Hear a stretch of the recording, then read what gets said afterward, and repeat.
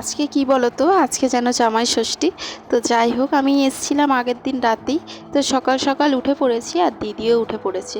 ওরা এই যে সকালের বাসি কাজকর্ম করছে, আর আমি এদিকে ঘুগনির জন্য কড়াইটা বাবা ভিজিয়ে রেখেছিল। তো তার জন্য আমি নিয়ে এসেছি, যেহেতু ঘুগনিটা এখন সিটি মারবো আর ঘুগনি হবে, লুচি হবে। তো যাই হোক, এই প্রেশার কুকারটা দিয়েছি মাকে এবারে ষষ্ঠীতে। তো জামা কাপড় বিশেষ কিছু দিইনি, যেহেতু আগের বছর ষষ্ঠীর পর প্রেশার কুকারটা ওদের খারাপ হয়ে গিয়েছিল, ওই কারণে আমি ভাবলাম যে প্রেশার কুকারই দেওয়া যাক। তো যাই হোক, এখানে জামাইকে দেওয়া হয়ে গেছে, মানে আমার বরকে, তোমাদের দাদাভাইকে লুচি ঘুগনি।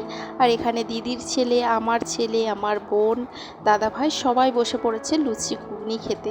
আর আমরাও খেয়ে নিয়েছি। আর এদিকে দেখো, আমি দুপুরের ভাজাভুজিগুলো আরম্ভ করে দিয়েছি, কারণ অনেক কিছু রান্না হবে এখানে। পটল ভাজা, তারপর হচ্ছে গিয়ে বেগুন ভাজা, পাঁপড় ভাজা।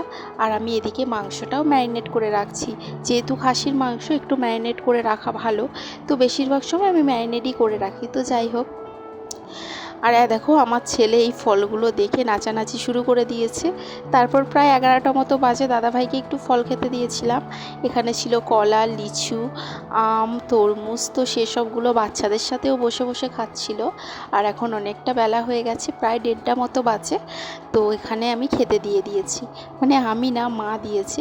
দেখো, চিংড়ি মাছের মালাইকারি, খাসির মাংস, ভাত, ভাজা ভুজি, চাটনি, পাঁপড়, অনেক কিছু আইটেম হয়েছিল। তো যাই হোক, আমরা সবাই খেতে বসে গিয়েছি, আর ওখানে বাচ্চাগুলো বসে গেছে। আর শেষ পাতে দেখো, আমাদের এই যে ছোট্ট জামাই বসে পড়েছে।